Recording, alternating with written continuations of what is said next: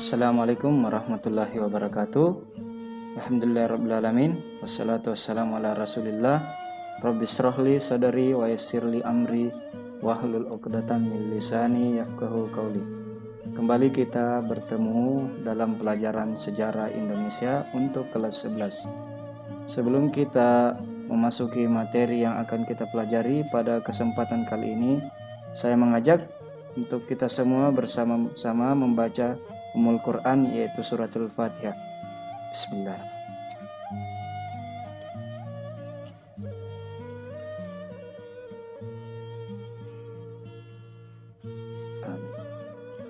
Baik, ananda sekalian, pada kesempatan kali ini kita akan mempelajari tentang masuk dan berkembangnya kolonialisme dan imperialisme Eropa di Indonesia. Kita lihat di sini ada sebuah lukisan yang menggambarkan tentang kejadian yang terjadi pada sekitar tahun 1665, menggambarkan beberapa kapal dagang Belanda di perairan kota Batavia. Ini kita lihat ilustrasinya ya. Kota Batavia yaitu kota Jakarta sekarang. Ya, mengenai masuk dan berkembangnya kolonialisme dan imperialisme Eropa di Indonesia, kita lihat dikarenakan penjelajahan samudera oleh bangsa barat.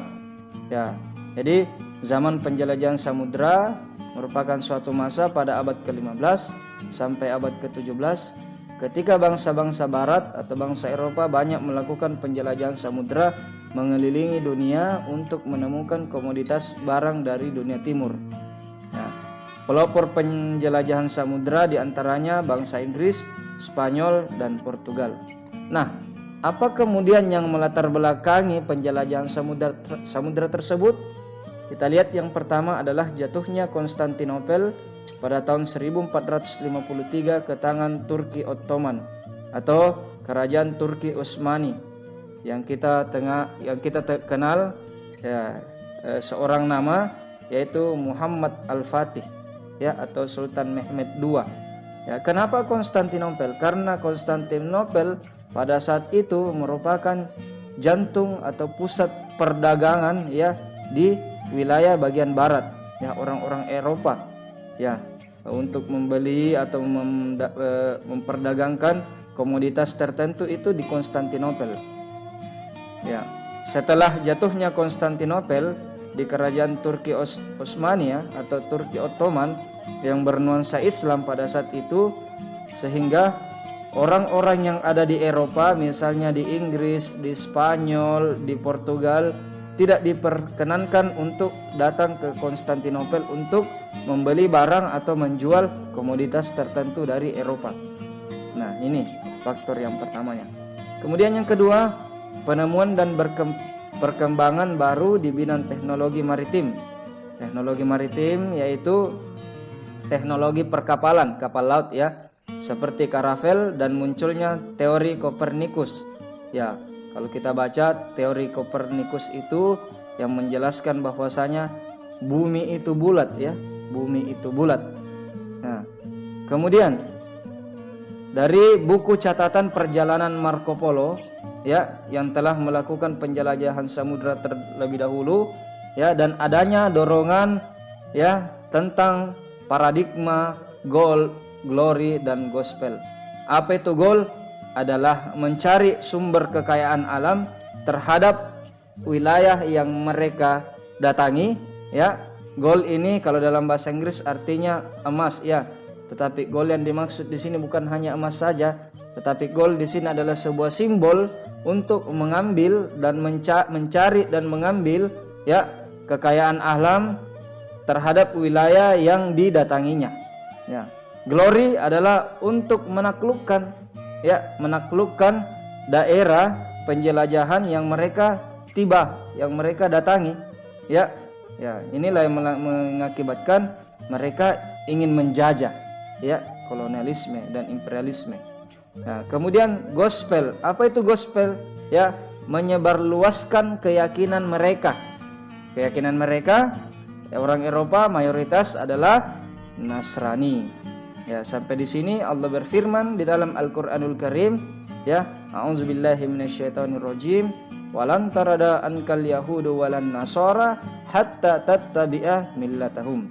Yang artinya orang-orang Yahudi dan Nasrani tidak akan pernah ridho kepada umat Islam, kepada kalian, hatta tattabi'a millatahum, sampai kalian mengikuti agama mereka.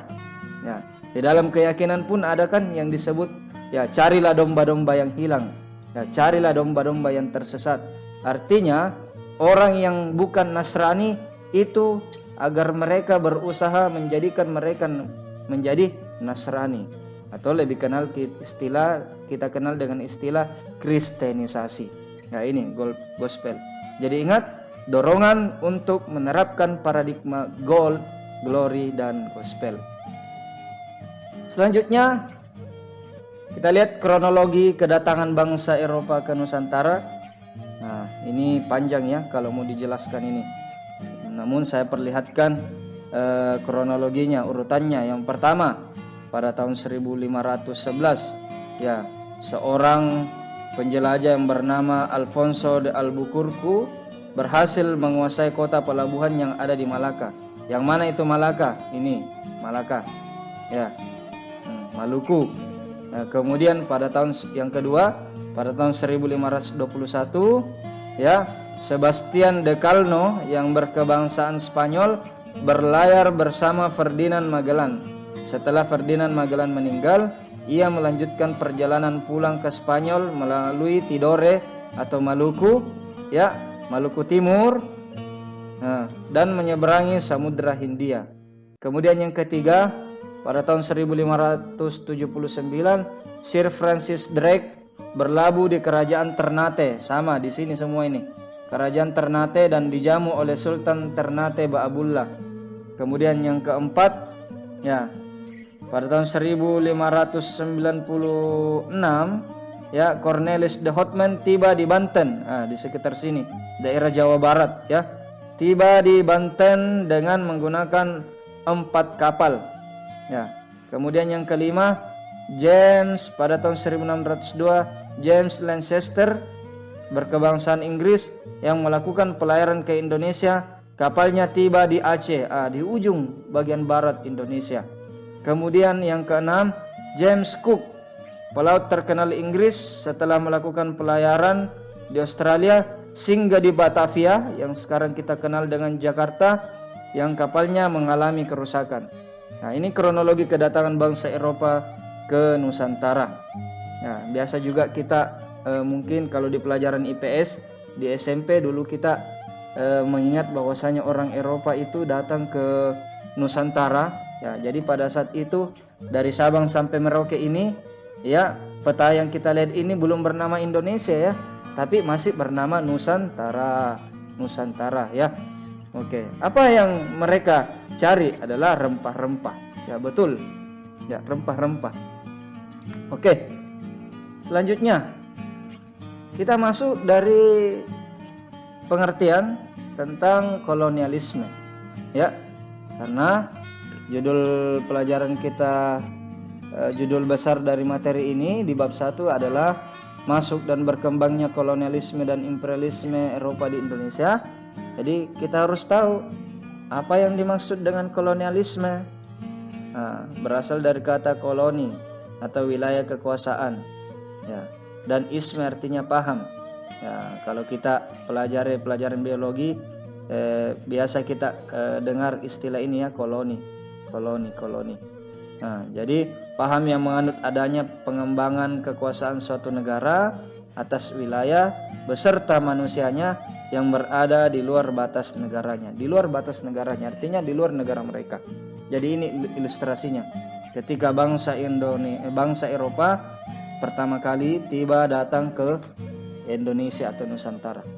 Kolonialisme dibedakan menjadi 3, yaitu kolonialisme eksploitasi, artinya mengambil seluruh kekayaan alam, ya, yang ada pada daerah tersebut. Kemudian kolonialisme penduduk, artinya menguasai penduduk yang ada saat itu, memerintah, ya. Jadi sudah masuk di sini. Kalau ini gold, kalau ini glory, ya, ingin menaklukkan. Nah, Kemudian kolonialisme deportasi artinya ya orang-orang yang ada di Eropa datang ke Nusantara. Ada istilah lagi. Jadi kolonialisme dan imperialisme bagikan dua mata sisi uang yang hampir sama, ya, tetapi berbeda. Imperialisme yang dimaksud di sini adalah berasal dari kata imperium atau memerintah dan isme atau paham. Jadi suatu sistem jajahan yang dibentuk dengan cara membentuk pemerintahan jajahan di wilayah yang dijajahnya. Imperialisme dibedakan menjadi imperialisme kuno dan imperialisme modern. Ya, kalau imperialisme kuno bentuk penjajahannya itu, bentuk penerapannya itu kalau pada zaman dulu ya melalui peperangan antara kerajaan yang satu, kerajaan yang lain dengan kerajaan yang lain. Setelah kerajaannya itu sudah ditaklukkan, maka dibuatlah sistem jajahan yang dibentuk dengan cara membentuk pemerintahan jajahan. Kalau imperialisme modern yang dimaksud di sini adalah bentuk penjajahan dalam bentuk yang baru, tetapi tidak mutlak dengan melakukan peperangan. Nah, ini nanti bisa kita kembangkan bahan bacaan kita mengenai imperialisme modern.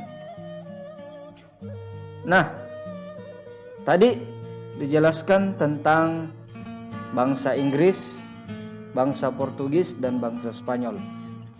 Kita lihat masa penjajahan bangsa Portugis. Ada koin mata uang Alfonso de Albuquerque. Bangsa Portugis masuk ke Nusantara di bawah pimpinan Alfonso de Albuquerque yang berhasil menaklukkan Goa. Goa ini bukan Kabupaten Goa ya, bukan kabupaten kita, tapi Goa adalah salah satu wilayah yang terletak di India. Di India ya, menaklukkan Goa tahun 1510 dan Malaka pada tahun 1511. Ya, Malaka atau Maluku. Ya. Kalau Maluku, Ambon.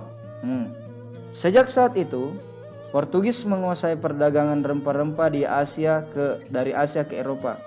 Bangsa Portugis kemudian menjalin kerjasama dagang, terutama komoditas lada, ya, merica ya, dengan kerajaan Sunda atau Pajajaran, ditandai dengan dibuatnya padrau atau prasasti kerjasama tahun 1522. Ini padrau yang dimaksud, padrau atau prasasti kerjasama antara kerajaan Portugal dengan kerajaan Sunda yang ada di Nusantara. Bangsa Portugis diusir dari Ternate oleh Sultan Baabullah pada tahun 1575 berdasarkan kesepakatan Lisabon tahun 1859 antara kerajaan Belanda dan kerajaan Portugal. Bangsa Portugis artinya menyingkir dari Hindia Timur, ya, Indonesia bagian timur, ya, kecuali bagian timur Pulau Timur kini bernama wilayah Timur Leste. Jadi jangan salah Anda sekalian, ya. Jadi di NTT itu sebagian masyarakatnya itu kebanyakan berperanakan orang bangsa Portugis, ya, atau Portugal. Nah, Timur Leste. Next. Masa penjajahan Spanyol di Nusantara di Indonesia. Kita lihat di sini ada foto Juan Sebastian Elcano. Bangsa Spanyol masuk ke Nusantara melalui rombongan yang dipimpin oleh Sebastian Elcano. Rombongan tersebut tiba di Maluku pada tahun 1521. Sambutan baik Tidore dimanfaatkan Spanyol untuk mengembangkan kekuasaannya lebih besar. Spanyol mendirikan benteng dan mulai melakukan monopoli perdagangan. Monopoli perdagangan artinya pada saat dia sudah berada di Tidore, dia ingin menguasai perdagangan pada saat itu. Persaingan antara Spanyol yang membantu Tidore dan Portugis yang membantu Ternate berakhir setelah dikeluarkannya Perjanjian Saragossa. Berdasarkan perjanjian itu, Portugis menguasai Maluku dan Spanyol menguasai Filipina. Ini sejarahnya tentang masa penjajahan Spanyol di Nusantara. Jadi berdekatan semua Maluku, ya, dengan Filipina. Di sebelah utara Maluku terdapat sebuah negara atau kepulauan yang bernama Filipina. Kita lihat ada yang disebut dengan garis Tordesillas. Ya, garis Tordesillas. Yang dimana perjanjian Tordesillas adalah suatu perjanjian yang ditandatangani di Tordesillas sekarang di provinsi Valladolid di Spanyol pada 7 Juni 1494 yang membagi dua di luar Eropa menjadi dua poli eksklusif antara Spanyol dan Portugal. Ya, sepanjang suatu meridian 1550 km sebelah barat Kepulauan Tanjung Verde lepas pantai barat Afrika dan sekitar 39 derajat 53 ya, wilayah sebelah timur dimiliki oleh Portugis dan sebelah barat oleh Spanyol. Perjanjian Saragossa mempertegas perjanjian Tordesillas pada tahun ini 1494 yang intinya adalah bangsa Eropa dan yang intinya adalah bangsa Portugis dan bangsa Spanyol pada saat itu sepakat untuk membagi ya bumi ini membagi daerah penjelajahan itu menjadi dua bagian. Ya, yang dimana di bagian barat ya dipercayakan kepada bangsa Spanyol untuk melakukan penjelajahan samudra. Ya. Adapun ya untuk dikuasai ya kemudian bagian timur ya diberikan kepada bangsa Portugis untuk dilakukan penjelajahan samudra dan untuk dikuasai dengan membawa misi yang suci yang mereka anggap suci yaitu gold, gospel dan glory. Ya. Kemudian masuk penjajahan VOC. Jadi VOC dibentuk pada tahun 1602. Ya, VOC ini Belanda ya. Nah, kita kenal Belanda, bentukan Belanda karena memang orang Belanda. Saya ulang, VOC dibentuk pada tahun 1602 sebagai upaya untuk memperkuat diri dalam menghadapi persaingan dagang dengan negara atau bangsa lain. Ya, mempunyai hak oktroi atau hak istimewa VOC. Kebijakan VOC di negara jajahan antara lain monopoli, ekstirpasi, ada istilah ekstirpasi, pelayaran hongi atau hongi tochten, kemudian strategi divide et impera atau politik adu domba. Ya, divide et impera atau politik adu domba. Pada tanggal 31 Desember, ini sejarah singkat VOC ketika berada di Nusantara. Pada 31 Desember 1799, VOC secara resmi dibubarkan dan pemerintahan VOC di Nusantara pun diambil alih pemerintah kerajaan Belanda. Penyebabnya satu, korupsi, ya, korupsi di tubuh VOC. Kemudian biaya kepegawaian semakin besar, kemudian banyak mengeluarkan dana untuk perang. Ya, perang pada saat itu perang di negara asal mereka ya, di Belanda bersama melawan Prancis pada saat itu.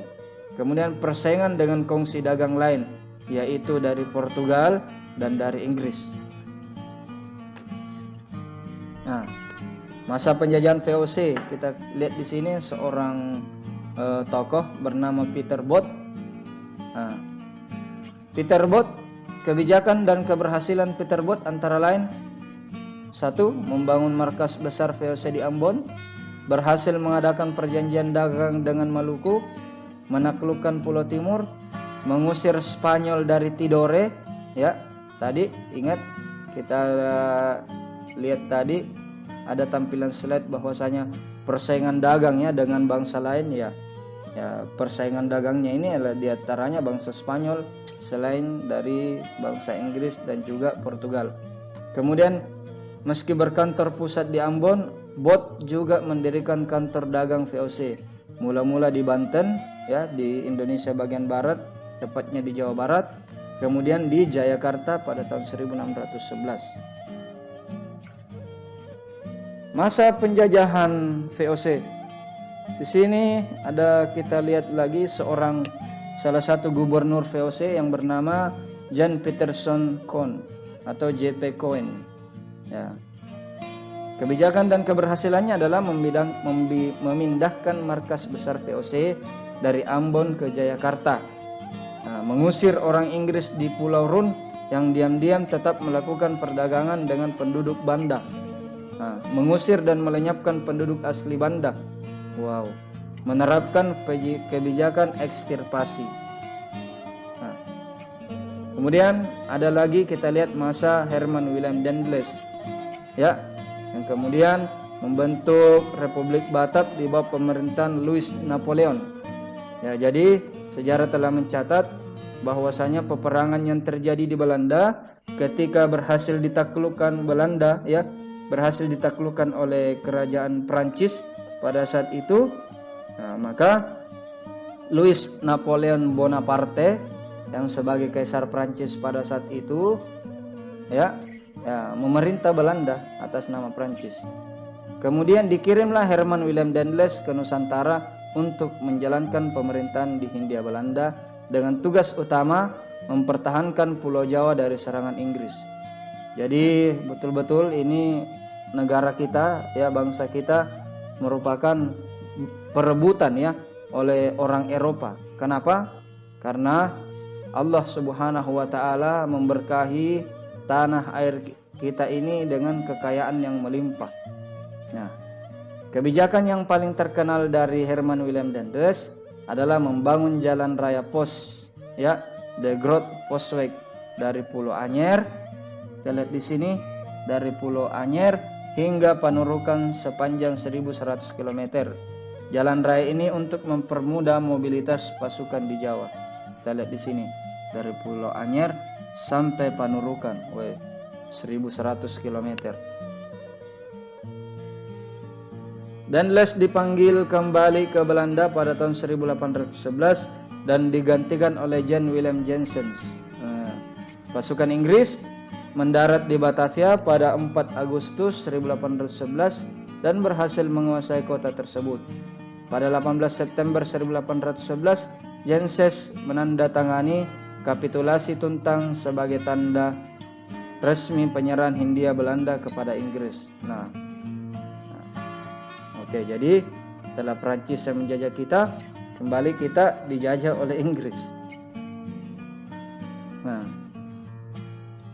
masa Thomas Stamford Raffles, ya, jadi masa pemerintahan Inggris oleh Stamford Raffles di Nusantara dimulai sejak tanggal 18 September tahun 1811. Beberapa kebijakannya kita lihat: membagi Pulau Jawa menjadi 16 keresidenan atau wilayah, ya, menghapus peran para bupati sebagai pemungut pajak, ya, dan menjadikannya sebagai pegawai pemerintahan kolonial.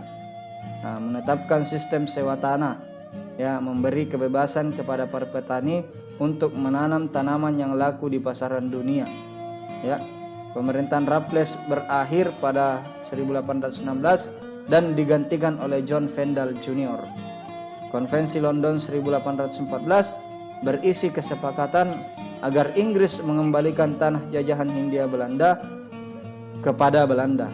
Kembali lagi diserahkan kepada Belanda. Nah, sampai di sini dulu materi yang kita pelajari. Semoga bermanfaat.